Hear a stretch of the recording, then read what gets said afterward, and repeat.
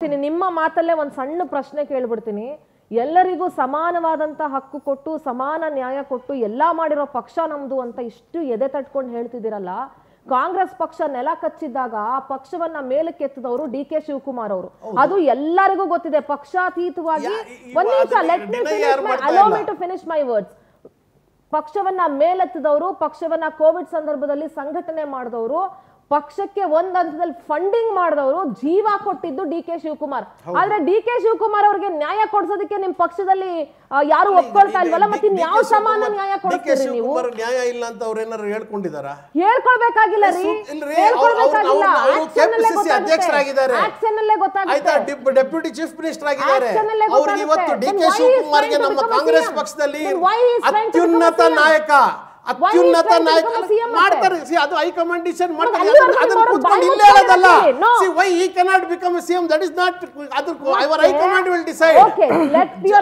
ಇವರು ಡಿ.ಕೆ. ಶಿವಕುಮಾರ್ ಅವರು ಇವತ್ತು ನಮ್ಮ ರಾಜ್ಯದಲ್ಲ, ಬರೀ ಕಾಂಗ್ರೆಸ್ ಪಕ್ಷದ ರಾಜ್ಯಕ್ಕಲ್ಲ, ಇಡೀ ರಾಷ್ಟ್ರಕ್ಕೆ ಅತ್ಯುನ್ನತ ನಾಯಕ ಡಿ.ಕೆ. ಶಿವಕುಮಾರ್ ಅವರು. ಅದೇ ರೀತಿ ನಿಮ್ದು ಹೈಕಮಾಂಡ್ ಪಕ್ಷ ಅಲ್ವಾ? ನಿಮ್ ಹೈಕಮಾಂಡ್ ತೀರ್ಮಾನ ಮಾಡೋವರೆಗೂ ನಿಮ್ ಶಾಸಕರುಗಳಿಗೆ ಬಾಯಿ ಮುಚ್ಕೊಂಡಿರಕ್ ಹೇಳಿ. ಯಾಕೆ ಹಾಗೆ ಬೀದಿಲ್ ಬಂದು ಶಾಸಕರು ಎಲ್ಲ ಈಗ ನೀವು ಅದೇ ತರ ಎಲ್ಲಾರ್ಗೂ ಹೇಳಬೇಕು. ಇವರು ರಮೇಶ್ ಜಾರಕಿಹೊಳಿನೂ ಮಾತಾಡ್ತಾರೆ, ಎಸ್.ಆರ್. ವಿಶ್ವನಾಥ್ ಮಾತಾಡ್ತಾರೆ. ಇಲ್ಲದೆ ಇದ್ರು ಅವ್ರವ್ರ ಮೇಲೆ ಮಾತಾಡ್ತಾ ಇದ್ದಾರೆ.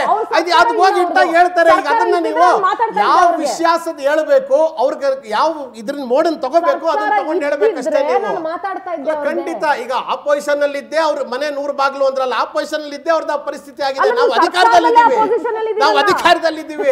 ಪ್ರತಾಪ್ ಸಿಂಹ ಏನ್ ಹೇಳಿದ್ರು, ರಮೇಶ್ ಜಾರಕಿಹೊಳಿ ಏನ್ ಹೇಳಿದ್ರು, ಇವ್ರು ಸಿದ್ದೇಶ್ವರ್ ಏನ್ ಹೇಳಿದ್ರು, ಲಿಸ್ಟ್ ತಗೊಂಡೋದ್ರೆ ಅಲ್ಲೂ ರೇಣುಕಾಚಾರ್ಯ ಏನ್ ಹೇಳಿದ್ರು. ಸರ್ಕಾರದಲ್ಲಿ ಇಟ್ಕೊಂಡೆ ನಿಮ್ದು 10 ಮನೆ ಬಾಗ್ಲಾಗಿರ್ಬೇಕಾದ್ರೆ ಅವ್ರು ಸರ್ಕಾರದಲ್ಲಿ ಇಲ್ಲ. ಅದನ್ನೇ ಹೇಳ್ತಾ ಇರೋದು. ನಮ್ದು ಅಧಿಕಾರ ಇದ್ಕೊಂಡು ಹಂಗಿದೆ. ಹೌದು, ಕೂಡಿಸ್ತಾ ಇದ್ದಾರೆ. ನೋಡಿ, ಒಂದು ಯಾವುದೇ ರೀತಿಯ ಒಂದು ಇದರಲ್ಲಾದ ಒಂದು ಸ್ವಲ್ಪ ವ್ಯತ್ಯಾಸಗಳು, ಡಿಫ್ರೆನ್ಸಸ್ ಇದ್ದೇ ಇರುತ್ತೆ, ಒಂದು ಮನೆಯಲ್ಲೇ ಇರುತ್ತೆ. ಅಂತದ್ರಲ್ಲಿ ನಮ್ದು ಇಷ್ಟು ದೊಡ್ಡ ಪಕ್ಷ ಇಲ್ಲ ಅಂತ ಹೇಳಕ್ ನಾನು ವ್ಯತ್ಯಾಸನೇ ಇಲ್ಲ, ಎಲ್ಲ ಸರಿ ಇದೆ ಅಂತ ಹೇಳಕ್ ನಾನು ಅದಕ್ಕೆ ಹೇಳ್ತಾ ಇಲ್ಲ. ಆದ್ರೆ the entire issue is blown out of proportion. ಈ ರೀತಿ ಒಂದು ಇದ್ರಲ್ಲಿ ಹೇಳ್ತಾ ಇರ್ತಕ್ಕಂಥದ್ದು ನೀವು ಕೇಳ್ತಾ ಇರ್ತಕ್ಕಂಥ ರೀತಿಯಲ್ಲಂತೂ ಖಂಡಿತ ಇಲ್ಲ. ಇವಾಗ ಹೇಳ್ತಾರೆ, ಇವಾಗ ಅಲ್ಲಿ ಹೇಳಿದ್ರಿ, ಈಗ ನೀವು ಹಂಗೆ ಒಂದ್ ನಿಮಿಷ, ಈಗ ಇವ್ರದ್ದು ಯತೀಂದ್ರ ಅವ್ರ ಮಾತ್ರ ನೀವು ಹಂಗೆ ವ್ಯಾಖ್ಯಾನ ಮಾಡ್ತೀರಿ, ನಾನು ಹಿಂಗ್ ವ್ಯಾಖ್ಯಾನ ಮಾಡ್ತೀನಿ, ಇನ್ನೊಬ್ರು ಇನ್ನೊಂದರ ವ್ಯಾಖ್ಯಾನ ಮಾಡ್ತಾರೆ. ಎಲ್ಲಾನು ನೀವು ಒಂದೇ ಫೋಕಸ್ ಇಟ್ಕೊಂಡು ಯಾಕೆ ಯೋಚನೆ ಮಾಡ್ತಾ ಇದ್ದೀರಾ? ಹೇಳೋದನ್ನೆಲ್ಲ ಚೀಫ್ ಮಿನಿಸ್ಟರ್ ಗದ್ದಿಗೆನೆ, ಹೇಳೋದನ್ನೆಲ್ಲ ಡಿ.ಕೆ. ಶಿವಕುಮಾರ್ ಅವ್ರಿಗೆ ಯಾಕೆ ಯೋಚನೆ ಮಾಡ್ತಾ ಇದ್ದೀರಾ? ಖಂಡಿತ ಇಲ್ಲ, ಖಂಡಿತ ಇಲ್ಲ. ಆ ರೀತಿ ಯಾವುದೇ ರೀತಿ ಇಲ್ಲ. ಲೆಕ್ಕ ಒಬ್ಬೊಬ್ರು ಒಂದೊಂದರ ವ್ಯಾಖ್ಯಾನ ಮಾಡಬಹುದು. ಶಿವಕುಮಾರ್ ಅವರು ಹೇಳಿದ್ದಾರೆ ಯಾರು ಮಾತಾಡಬಾರ್ದು ವಿಷಯವಾಗಿ ಅಂತ. ಸೊ ಯತೀಂದ್ರ ಅವ್ರು ಹೇಗ್ ಮಾತಾಡಿದ್ರು ಅಂಡ್ ಅವ್ರ ಮೇಲೆ ಏನ್ ಶಿಸ್ತು ಕ್ರಮ ಮಾಡ್ತಾರೆ? ಅವ್ರಿಗೆ ನೋಟಿಸ್ ಕೊಡ್ತಾರ? ನೋಟಿಸ್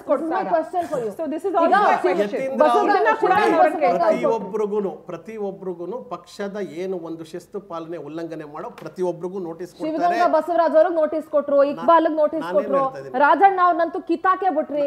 ಈಗ ಯತೀಂದ್ರ ಅವ್ರಿಗೆ ಏನ್ ಮಾಡ್ತೀರಾ ಹೇಳಿ? ಯಾರೇ ಯತೀಂದ್ರ ಆಗ್ಬೋದು, ಅದು ಸಿದ್ದರಾಮಯ್ಯನವರಿಂದ ಇಡಬಹುದು, ಒಂದು ಅಲ್ಪ ಕಾರ್ಯಕರ್ತರಾದ ನನ್ನ ತನಕ ಇರಬಹುದು, ಯಾರೇ ಪಕ್ಷದ ಶಿಸ್ತು ಕ್ರಮ ಮತ್ತೆ ಬದ್ಧತೆಗೆ ಉಲ್ಲಂಘನೆ ಆದಂತ ಪಕ್ಷದಲ್ಲಿ ಯಾರ ಮೇಲೆ ಆಗ್ಲಿ ಕ್ರಮ ತಗೋತೀವಿ. ಅದು ಹೇಳ್ತೀನಿ. ಆ ಕ್ರಮವನ್ನ ನಿಮ್ ವ್ಯಾಖ್ಯಾನದ ಪ್ರಕಾರನೋ ಬಿಜೆಪಿ ಅವ್ರ ವ್ಯಾಖ್ಯಾನದ ಪ್ರಕಾರ ತಗೊಳ್ಳಲ್ಲ. ಅದು ನಮ್ಮ ಪಕ್ಷಕ್ಕೆ, ನಮ್ಮ ಶಿಸ್ತು ಪಾಲನಾ ಸಮಿತಿಗೆ. ನಾನು ಹೇಳ್ತೀನಿ, ನಮ್ಮದ್ರಲ್ಲಿ ಅದಕ್ಕೆ ಒಂದು ಸಿಸ್ಟಮ್ ಇದೆ, ಶಿಸ್ತು ಪಾಲನಾ ಸಮಿತಿ ಇದೆ, ಅದರದೇ ರಚನೆ ಇದೆ, ಕೆಪಿಸಿಸಿ ಅಧ್ಯಕ್ಷರಿದ್ದಾರೆ. ಅವ್ರು ತೀರ್ಮಾನ ಮಾಡಿ ಸೂಕ್ತ ಖಂಡಿತ ತಗೋತಾರೆ. ಯಾರು ಪಕ್ಷದ ಒಂದು ಬದ್ಧತೆಯನ್ನ ತಪ್ಪದಂತ ಅವರು, ಪಕ್ಷದ ಒಂದು ಏನು ನಿಲುವನ್ನ ಡಿವಿಯೇಟ್ ಆದಂತ ಅವರು ಯಾರಿಗೂ ಇದಿಲ್ದೆ ಬಿಡೋದಿಲ್ಲ. ನಿಮ್ಮ ಪಕ್ಷದ ಶಿಸ್ತನ್ನ ನಾನು ಬಹಳ ನೋಡ್ಕೊಂಡು ಬಂದಿದ್ದೀನಿ. ಇತ್ತೀಚೆಗೆ ಇನ್ನೂ ಜಾಸ್ತಿ ನೋಡ್ತಾ ಇದ್ದೀನಿ. ರಾಹುಲ್ ಗಾಂಧಿ ಅವರ ವೋಟ್ ಚೋರಿ ಪ್ರಕರಣಕ್ಕೆ ರಾಜಣ್ಣ ಏನೋ ಮಾತಾಡ್ಬಿಟ್ರು ಅಂದ ತಕ್ಷಣ ಅವ್ರನ್ನ ಕಿತ್ತಾಕ್ಬಿಟ್ರಲ್ಲ. ಸದನದಲ್ಲಿ ನಿಂತ್ಕೊಂಡು RSS ಗೀತಾ ಆಡಿದಾಗ ಡಿ.ಕೆ. ಶಿವಕುಮಾರ್ ತೆಗ್ದಾಕ್ಲಿಲ್ಲ. ಅದಕ್ಕೆ ಮತ್ತೆ ಅದೇ ಹೇಳ್ತಾ ಇರೋದು. ಈಗ ನೀವು ನಿಮ್ಗೆ ನಿಖರವಾಗಿ ರಾಜಣ್ಣ ಅವ್ರನ್ನ ಕಿತ್ತಾಕಿರೋದು ಅದೇ ಇದಕ್ಕೆ ನಿಮ್ಗೆ ಗೊತ್ತಾ? ಆಯ್ತಪ್ಪ, ನೀವ್ ಹೇಳಿ ಯಾವ್ದಕ್ ಕಿತ್ತಾಕಿದ್ರಿ? ಯಾವ್ದಕ್ ಕಿತ್ತಾಕಿದೆ ಅಂತ ಮುಖ್ಯಮಂತ್ರಿಗಳು ಗೊತ್ತು, ಅದಕ್ಕೆ ಅದೇ ನಾನು ಹೇಳ್ತಾ ಇರೋದು. ಅಲ್ಲಿ ರಾಜಣ್ಣ ಅವ್ರನ್ನ ಸೆಪ್ಟೆಂಬರ್ ಕ್ರಾಂತಿ ಅಂತ ಮಾತಾಡಿದ ಕಿತ್ತಾಕಿದ್ರ? ವಿಷಯ ಇರ್ಬೋದು. ನಾನು ಹೇಳ್ತಾ ಇರೋದು ಅದು ಒಂದಕ್ಕೆ ಯಾಕೆ ರಿಲೇಟ್ ಮಾಡ್ತೀರಾ? ನಾನು ಪದೇ ಅದನ್ನೇ ಕೇಳ್ತಾ ಇದ್ದೀನಿ.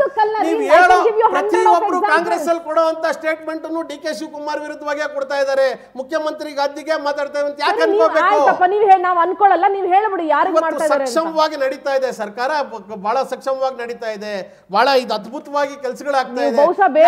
ಮಾಡ್ತಾ ಇರೋದು ಈಗ ನಾನು ಹೇಳಿದೆ ನಿಮ್ಗೆ, ಪ್ರಹ್ಲಾದ್ ಜೋಶಿ ಅವ್ರು ಹೇಳಿರೋದು ಲಾಸ್ಟ್ 15 ಬಹುಶಃ ಬೇರೆ ಏನಾದ್ರೂ ಹೇಳಿದ್ರೆ ನಾನು ಒಂದು ಪಕ್ಷ ಒಪ್ಕೊಂಡ್ ಬಿಡ್ತಿದ್ನೋ ಏನೋ ಗೊತ್ತಿಲ್ಲ. ಆದ್ರೆ ನೀವು ಸರ್ಕಾರ ಸಕ್ಷಮ್ಯವಾಗಿ ನಡೀತಿದೆ ಅಂತ ಹೇಳ್ತಿದ್ದೀರಲ್ಲ, ಅದನ್ನ ನಾನು ಈ ಕರ್ನಾಟಕದಲ್ಲಿ ಒಬ್ಬಳಾಗಿ ಖಂಡಿತ ಒಪ್ಪೋದಿಲ್ಲ. ಅಲ್ಲ, ಅದು ಒಪ್ಪೋದು ಬಿಡೋದು ತಮ್ದು ಒಂದು ನೀವು ಒಂದು ನೋಡಿರ್ತೀರಿ, ಅದು ನಿಮಗ್ ಬಿಟ್ಟಿದ್ದು. ಬಟ್ ಏನ್ ಹೇಳ್ತಾ ಇದೆ, ಯಾವ ಒಂದು ನಾವು ಪ್ರಾಮಿಸ್ ಮಾಡಿರೋದು ಇನ್ನೊಂದು ಮತ್ತೊಂದು ಯಾವುದಕ್ಕೂ ಹಿಂದೆ ಬಿದ್ದಿಲ್ಲ.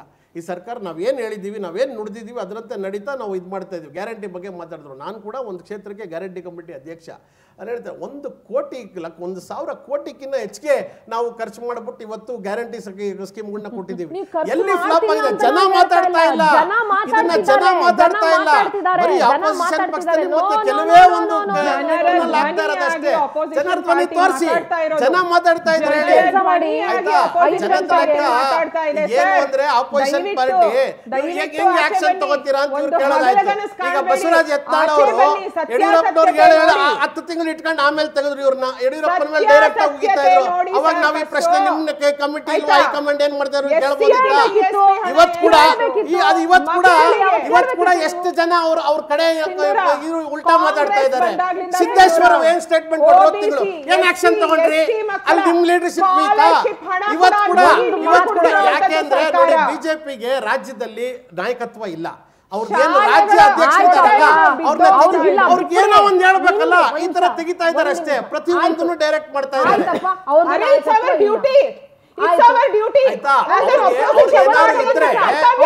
ನಾಯಕತ್ವ ಸರಿಯಾಗಿದ್ರೆ, ಅವ್ರ ಅಧಿಕಾರದಲ್ಲಿದ್ದಾಗ ಸರ್ಕಾರದ ಗವರ್ನೆನ್ಸ್ ಟಾರ್ಗೆಟ್ ಮಾಡಿದ್ವಿ ಅಷ್ಟೇ ಹೊರತು ಈ ತರ ಎಲ್ಲ ಏನು ಇಶ್ಯೂ ಇಲ್ಲದೆ ಎಲ್ಲಾನು ಒಂದೇ ಇಶ್ಯೂಕ್ ತಂದು ನಾವು ಯಾವತ್ತೂ ಇಡ್ತಾ ಇರಲಿಲ್ಲ.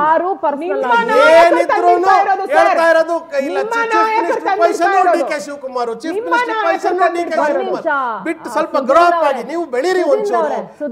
ವಿರೋಧ ಪಕ್ಷಗಳು ನಾನು ಹೇಳ್ತೀನಿ, ಬೆಳೀರಿ ಒಂಚೂರು, ಬೇರೆ ಮಾತಾಡಿ. ನಾನೊಂದು ಮಾತು ಹೇಳ.